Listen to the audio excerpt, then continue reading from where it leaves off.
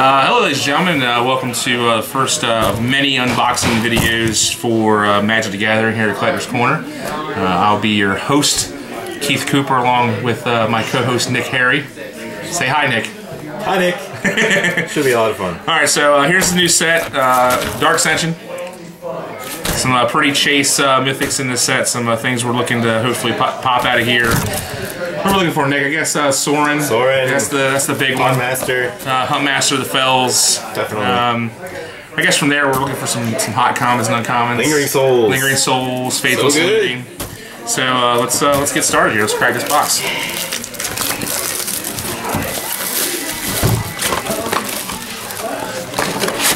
Alright, so what we're going to do here is we're going to go through the first couple of packs.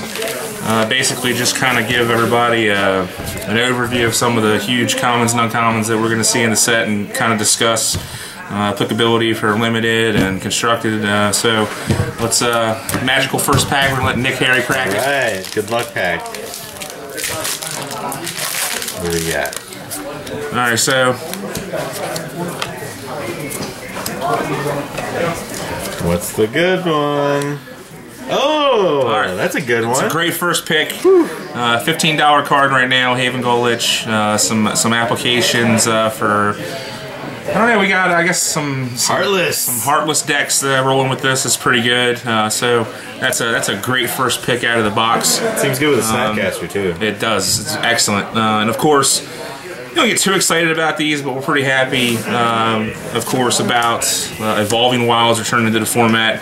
Get a little bit of fixing that we maybe haven't had since the Zendikar fetches rotated, so yeah, it's pretty good. A year ago, it didn't really seem that good, but now I'm really excited to have it back. We missed it when it was gone for sure. So not really too much else here. Young Wolf, I think, is a card that's going to see some play. A 1/1 for 1 that comes back as a 2/2 seems pretty good. I don't know, Nick, you see anything else in this pack that's worth talking about? For constructed, you know, there's not too much else here, but I'd like to point out this card, which is a really nice limited card. Kind of pushes you towards an archetype, but if you can get it off, or if you can at least splash for the flashback in your black deck, this card has been devastating at times in recent play. Definitely. And I also kind of wanted to just kind of pay attention to the cycle here, these captains, Immerwolf, Stromkirk captain, etc. If you're looking to play tribal, this is the way to go. I think you and I were discussing earlier the Drog Skull captain and how, you know, giving hexproof to blue-white spirit seems maybe slightly unfair, but yeah, it is what it is. So yeah, it's all right. You know, it's not like they made another Geist of St. Traft or anything. True. Right? Yeah, we didn't get one of those this time around. Another card I'm looking at possibly bringing into constructed in the old zombie deck. If I end up going blue-black, I'm going to be looking at this guy. Seems pretty good with Gravecrawler and, you know, maybe even Snapcaster. Just kind of filling that graveyard and getting a decent body for it. Definitely. And then just because I had great play with this during the pre-releases over the weekend is, you know, Lul Cathar. Yeah, it's 2/2 with Vigilance, and when it dies, it comes back as a 2/1. So, yeah, some of the creatures in this set with the Undying mechanic, and of course this flip card here, it's you know, dying one time isn't enough. Yeah, the limited is very fun at this point. All right, very good. Well, I'm excited that we got a Haven Golich here in the first pack. That's $18 nice. bill there. Definitely. The box is starting to pay for itself already here. So, all right, let's number 2. Let's go to number 2. Eventually, we'll get through all these commons and uncommons that we think are good, and we'll get a little faster here. All right, so got Favor of the Woods, Torch Fiend, Artful Dodge. Grave Purge is a card that I had some fun with over the weekend of the pre-release. Break a Day, Griptide, Rack with Madness, Saving Grasp, Undying Evil. I think that's another card that's going to see some play. I know my buddy Chris is rolling with it right now, so could be good. Another one of the captains. Again, if you're playing zombies, that guy's pretty good. Wolf Hunter's Quiver, not too much there. Blood Feud, and our rare is Sudden Disappearance. I don't know, Nick. What do you think about this card? Yeah, it's 6 mana. It's a little steep. I think that'll be a fun, maybe casual card. I could see an EDH deck with, a lot of 1/8/7 effects, Definitely. that kind of thing. Drop that down. Other than that, it seems pretty limited in application. Yep. And our flip here is Chosen to Markov, 2/2. You tap a vampire you control, and transform it. It's a 4/4. It's potential 4/4 for 3 mana with a little bit of a condition there. So probably good and maybe limited. Yeah, maybe limited. So yeah, definitely a draft card. This is a card right here that a lot of people have been talking about online. Get your Saving Grasp out with, you know, Geist of Saint Trap, Snapcaster Mage, that kind of thing. You can get it in a swing. Get your trigger with an Angel. Pop it back to your hand if they block to kill it. It's just pure value, and with Snapcaster, you know, you're gonna get a lot of use out of that. Definitely. So, all right, this was a. Let's move on to the next.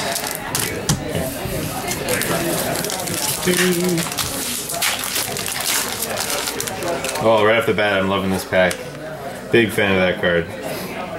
Tragic Slip. Ooh, and a foil Kappa. Okay, so we've got some goodies here. Ooh, that's another card. This card's getting talked about a lot. Tragelroogeist, yeah. Yeah, I don't know if mono green's gonna make a comeback, but maybe green with a splash of black or blue. Birthing Pod. I'm not seeing Birthing Pod personally, but I'm sure people will try it. Yeah, I've heard a lot of people speculating as far as usability of the Geist. You can certainly bring it in, attack with it, potentially sacrifice it to the pod, bring in a 3cc creature. So I'm sure people are going to play around with it. Whether or not it sees any serious play or not, I guess time will tell. Yeah, Undying is definitely a good mechanic. Look for those cards to start making a big impact in standard and modern. Definitely. So we got our rare here. We got a Deranged Outcast. I don't know. I mean, I like it in perhaps maybe some of the limited decks that were played over the weekend. I thought it was pretty good. Obviously, Sacking a Human is a mechanic that we're seeing a lot in this set. I don't know. I'm not huge on it. What do you think? I actually played it in my sealed. I had one opportunity to sacrifice. What's the little guy? 1 white. When he dies, you get a 1/1 flying spirit. Doom Traveler. Doom Traveler with that was pretty nice. Turning this guy into a 4/3 and getting yourself a spirit. Definitely. Yeah, it's definitely a nice limited card. A 2/1, 2/1 for 2 is always good with added abilities.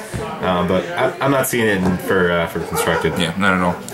I know another one that I actually had some fun with over the weekend. Again, I come back to the local Cathar. I've actually seen this foiled out of packs now probably about 4 or 5 times, so it's a pretty common foil. He was great over the weekend. So yeah, I'm definitely seeing this as a nice limited card here too. Getting some big value out of Fists of Undeath, or Fires of Undeath, excuse me.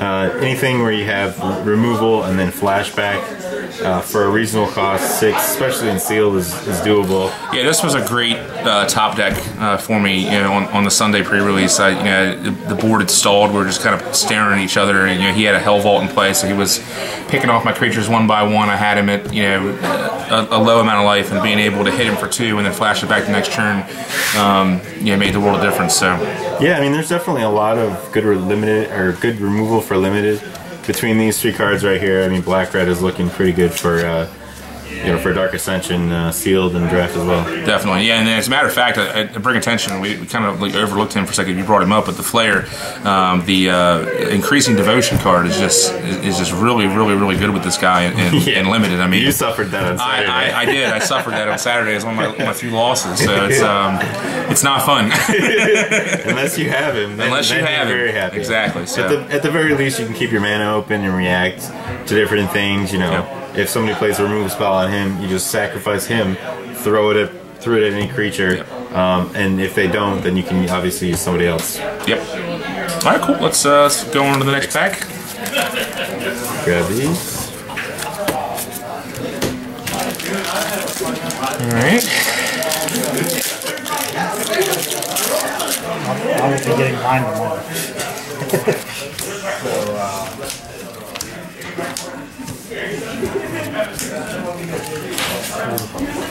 Alright, so he's starting to get past the majority. I think we'll start talking about some of the. I know Nick has a quite an affinity for this card. Love that card. Black Aggro is coming back. So I know I've heard some people talk about this Cursive Exhaustion card. You know, it's kind of, you know, you're playing it.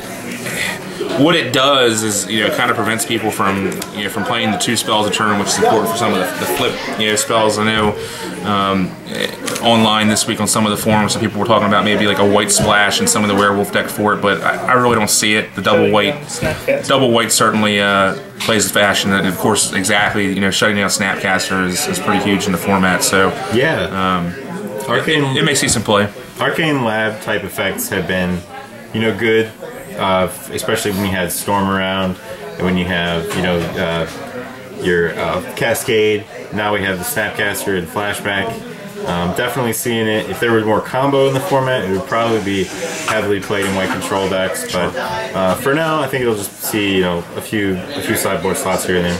And this is actually a card that kind of excites me, Secrets of the Dead, just because I've kind of had I've wanted to, you know, mess around with the Burning Vengeance deck. I really didn't think it, you know, had enough to get there, you know, pre-Dark Ascension, but certainly, you know, with some of the cards, Faithless Looting, for example, it can get there. You know, Source Ability, whenever you cast a spell from the graveyard, you draw a card, so refilling your hand just seems really, really good. So yeah, definitely. Probably one of the better limited cards here, as well as the Stormbound Geist.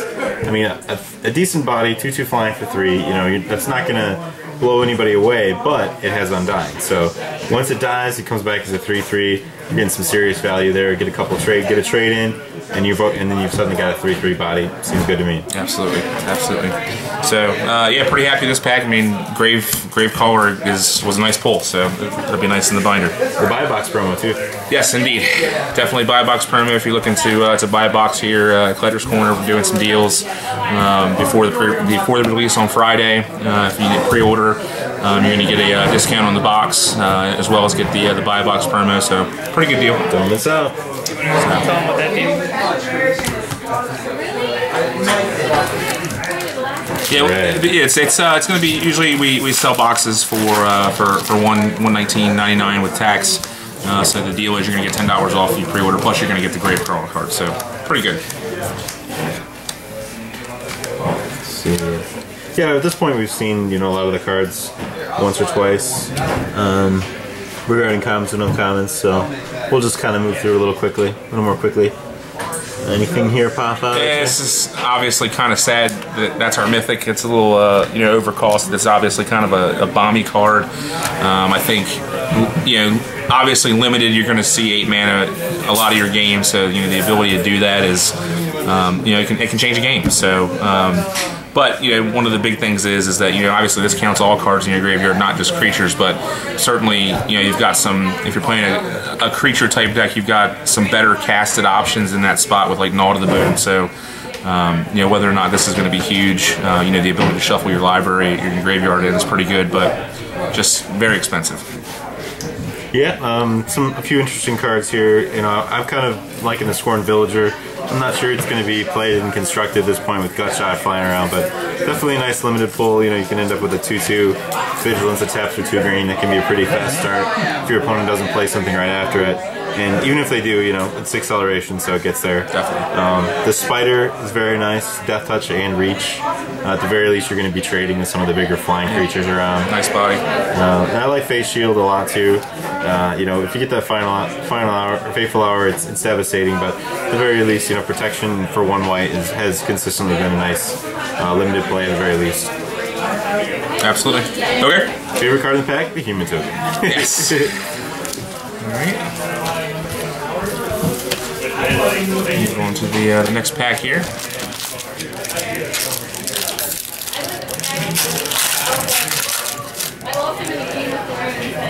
All right.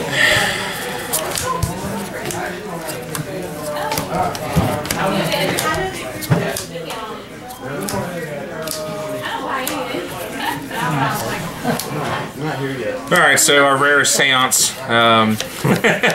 It's disappointing. That may be a huge card, you know, Commander. It's pretty fun, but and I think that's something that you know, should get commented on too, is the fact that, you know, Wizards is making, you know, oftentimes, you know, you'll call this a junk rare, but you know, it certainly has its spots in some of the casual formats, you know, like you said, EDH or Commander. So you know, they certainly make cards for everybody, not just competitive Magic players, for sure. Maybe point out this guy.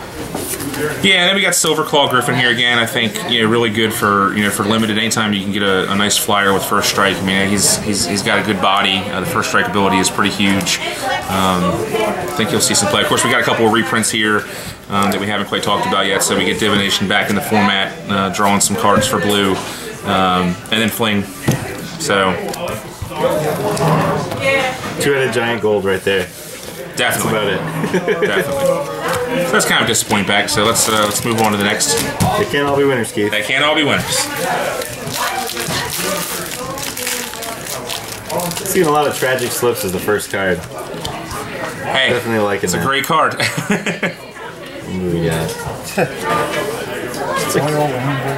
Interesting foil. I think that's a pretty nice limited card. Yeah, go definitely. ahead and flip that over. So you get a nice body here, 4/5 on a 2. So you got 2 mana cost. You have 3 mana cost to actually body. He's kind of got the ability whenever he's dealing combat damage, he draws a card, which is, you know, a nice ability for green. Ooh, there's one of your favorite cards in the set. Yeah, I'm super excited about Werewolves coming up. Actually working on my deck now, so yeah, this guy obviously makes Werewolves that much better. You know, once they flip, they're flipped, and of course, as everybody knows, Werewolves are pretty massive and hard to deal with when they're flipped. They're pretty bomby, so that's exciting. Best card in the set somewhere right here. Yeah, let's go ahead and talk about this because we haven't seen it yet. I mean, not hands down, but arguably best card in the set. I mean, what can you say? I think it's gonna define a lot of decks.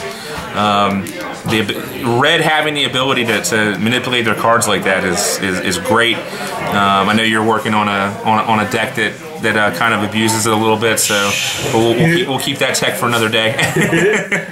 But yeah, I mean, arguably best card in the set. Yeah, that'll be played in, you know, definitely a lot of formats. Modern, heavily, I'm sure, possibly Legacy, but Standard, I think will be changed, hopefully for the better.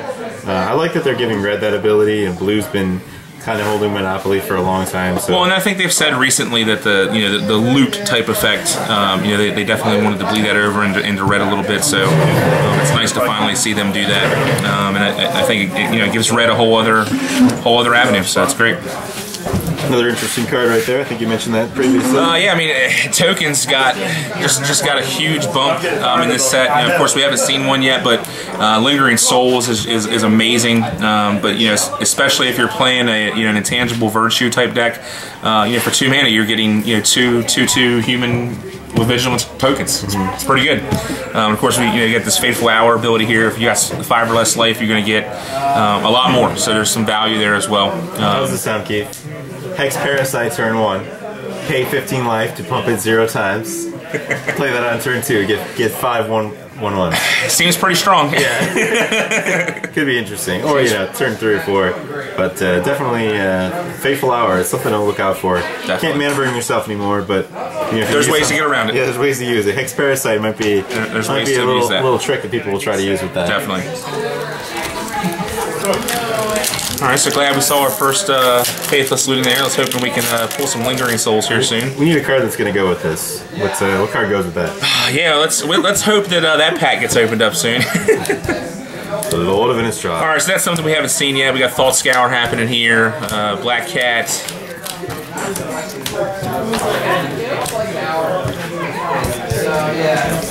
Yeah, sorry about that for the camera. Yeah. I'm actually leaning them towards me. I apologize for that. All right, well, great rare, Grafdigger's Cage. It's the bane of many players' existence. I know it's I heard a lot of people complaining about it for Legacy. Some of the Reanimator and the Dredge type decks that are there, but it's just as hurtful in Standard. Some of the decks that obviously it shuts off some things that players are doing in Standard right now. So I don't know how devastating it really is. We'll see how it plays out, but yeah, it definitely gives an answer to graveyard-based decks that I think maybe needed to be there as a check and balance. We'll see how it works out. It's definitely good. It fills a little bit of a void in Standard. I think in Legacy, it's nice. It's just one more graveyard hate option, but Dredge decks have been sideboarding like 8 1-mana artifact kill spells for a long time. So definitely, you know, it's not anything new, but in standard, you know, if you're not prepared for it, that card can shut a few decks down. Yep. And of course, you know, it's banned in some other formats, but you know, obviously we've still got, you know, mental misstep in standard, so it's, you know, we'll see what it does. I actually love this card. I wanted to bring this out, Black Cat.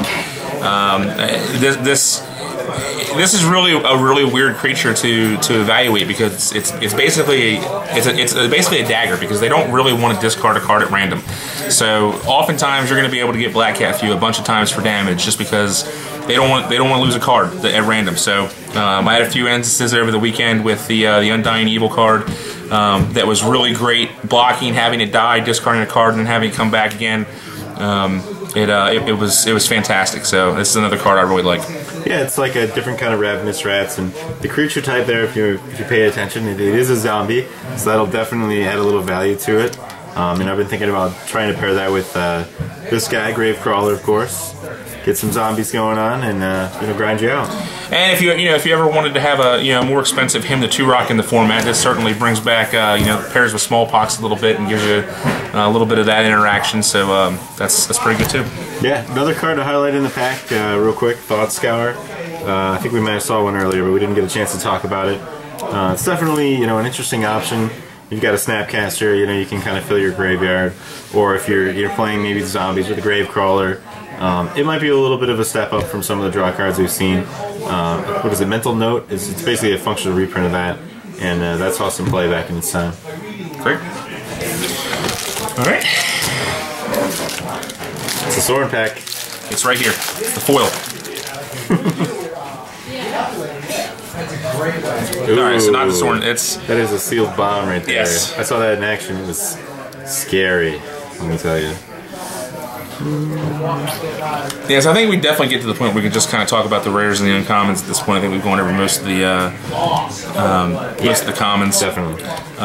So yeah, Moonveil Dragon, great bomb and limited. Certainly, I think John had that card over the weekend, and obviously won some games. So that is pretty bomby for sure. I actually had a lot of fun with Avacyn's Collar over the weekend. It pairs really well with some of the creatures that when they die already get a spirit token. Equipping it to a Doomed Traveler is great value. Pretty scary, yeah. I thought about maybe pairing that with the token generators themselves, because of the token hits the graveyard, you get another token, and then you just suit it back up. You know, it's going to be very annoying if people are doing that. It's very great. Maybe throw a Mortar Pot on it. Hey, maybe we can make a deck. What's the guy? You draw a card every time you play an equipment. Pure Steel Paladin. Yeah, it could be a Pure Steel Paladin deck. That could be something for sure. Not bad.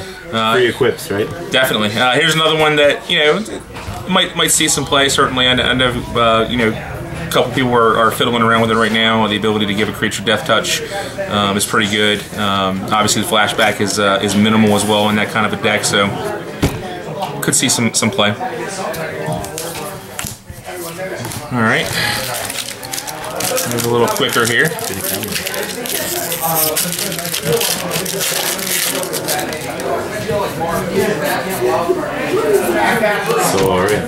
All right, so a couple of new uncommons we haven't seen here. I'm extremely excited about the rare in this pack. The Vault of the Archangel is really great. Can't say enough good things about that. Of course, we got a full Howl pack here too. I think Black-White might be a good color to consider with this new set. They certainly pushed it. Obviously with Sorin, which we're still looking for in this box, and Lingering Souls. This paired with that is just great. Again, another just card that's going to change games. So yeah, if you're playing against if it's a race, the lifelink is very relevant. If you're playing against larger creatures, you can play on defense and block and Death Touch. Like it's going to be good pretty much anywhere. Definitely. All right. Next one's up for you.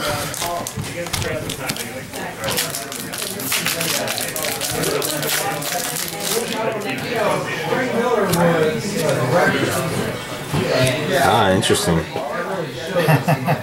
Yeah, this is a card that I think some people might try to play. It's definitely strong and limited, but to get 5+1 counters for 4, and then 8, right, or 10, excuse me, for 7. It's some value right there. You could do a lot of damage. Definitely. That's not really good. Throw that on a hexproof guy, maybe? Could that be good? Chalice is like, Could be good. Yeah. Chalice is like really good in my opinion. No, it really. This is a common we didn't talk about yet. The elk, he has some more mana fixing in green. I know, obviously, the sealed pools for Innistrad and Dark Ascension lend themselves with Evolving Wilds, the elk, the Traveler's Amulet. So there's some really good fixing. From a limited standpoint already, I know this was great. If you're playing a green deck with some splashes, it certainly plays a factor as well. So could see play. Yeah, then we got a few nice value cards here. Tower Geist, I'm definitely liking Tower Geist as it's kind of like a Cortosar, but more aggressive because you fly 2/2, so a little bit softer body, but you get a card out of it, and get a nice creature, good limited card. Yep. Briarcrack Alpha is very good. The fact that you can surprise 6/6 or 5/5, or pump a guy to save someone and then also get a 3/3. Yep. Watch out for that when you're turning guys sideways. Definitely. Awesome. Great pull out of that box. I certainly think that's going to see some. Well, I know it's going to see some play in my werewolf deck for sure. Yeah. Keith's going to see it played for sure. Also decent uncommons for limited. Again, Call to the Kindred. Not really sure what we're going to see there. Here's another one of the captains we haven't seen before. Again, the Stromkirk captain. This is pretty good.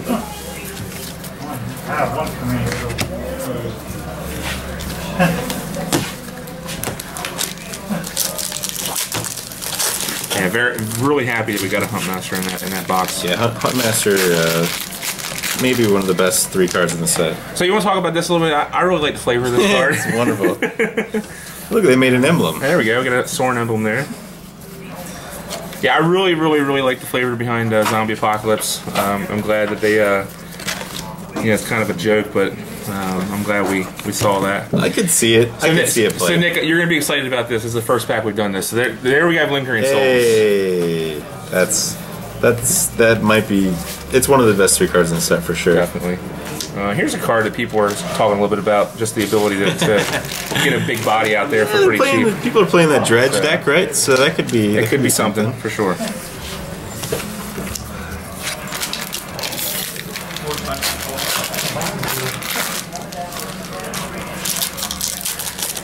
Okay, stop. Don't do anything. Foil okay? Lingering Souls. This is amazing, okay? Like the store just hit the motherload. A foil Sorin Lord of Innistrad in this box. Like a $150 card, I think. This is fantastic to open. That's the most valuable card you could possibly open from the set. It's amazing that we opened this in this video. I'm really happy about that. Wow. I think Randy might. That's fantastic. Randy might want us to open another box sometime. That's lucky. I feel like there's no reason to talk about any more of the cards here. Yeah. We've kind of hit the motherload. Yeah. That card pays for the whole box. Yeah, and here's another one that people are starting to talk about. The Thalia. It's that'll see play. It's gonna make some decks very good. The weenie decks, of course, the blue-white decks. It's gonna see some play for sure. Possibly modern and legacy as well. So, I'm jealous. I'm jealous. So yeah, I mean, that's awesome. I'm really glad we pulled that. Let's hope we get the double here and get a regular one in this box as well. That'd be really good. Another one of the Lord's illusions. So Counterlash. I don't know. Actually. Got any thoughts on that? Sealed? Yeah. Yeah, sealed card. Got some sealed. Maybe draft.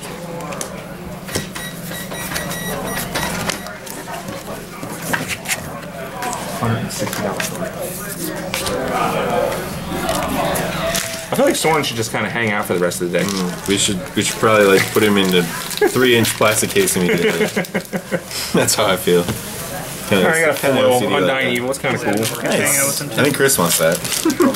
Alright, so this is actually a card that my buddy Chris is actually a little excited about in his deck. Grim Backwoods here. Nice. Actually, it works really well with your Undying Evil card.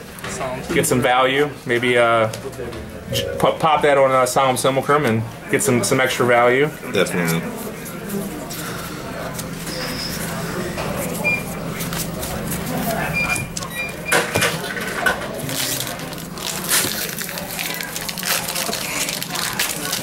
Ravenous Demon, of course, the pre-release card.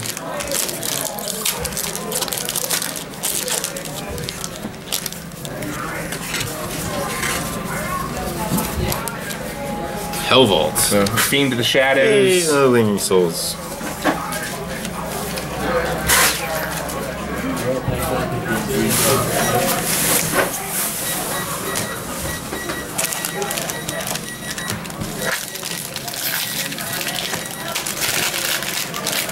Speed Pack Kraken. Speed Pack Kraken at this point. Will Silver Claw Griffin. Here's part of this increasing cycle. We got Increasing Vengeance here. Another copy of Lingering Souls. Starting to pick up a bunch of these now. It's really good.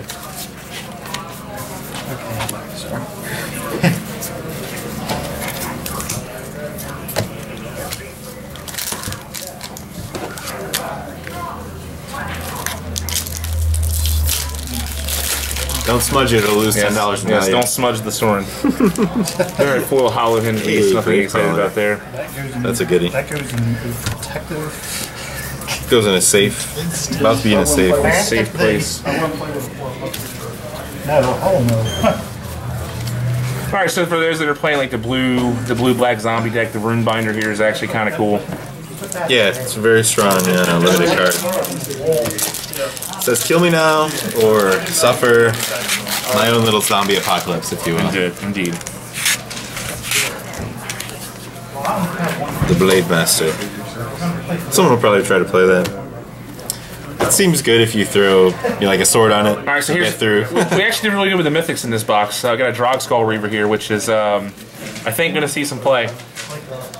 Yep, I know one person at least who's already talking about it. It's really good. Pristine Talisman. Popular. Gain a bunch of life. I've actually seen some of the internet guys in the forums talking about this in like an Esper Unburial Rites type deck. So.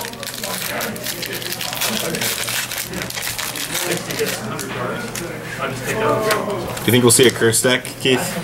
There's a lot of curses, and I know the Curse and Misfortunes, the card that lets you grab one on your upkeep, is certainly puts that out there as a deck. So yeah, I know one person will be playing that. Speaking of curses, so Curse of Echoes.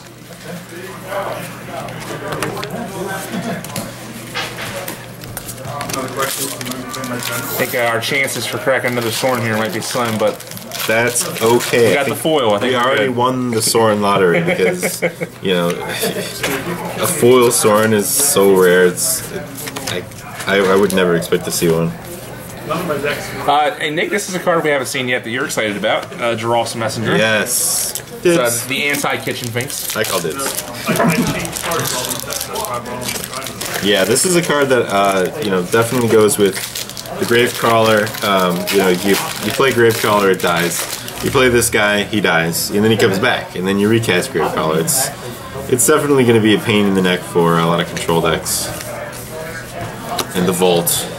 I think this is a little overcosted, but Requiem Angel for some of the token decks. Yeah, throw that in your limited deck. It's good. 5/5 flying for 6. It's a really nice body.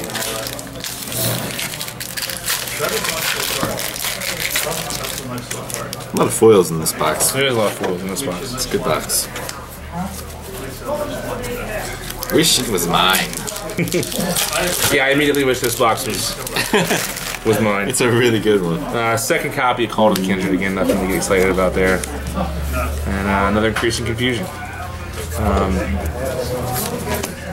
Well, that's a wrap. To say that the box did not pay for itself.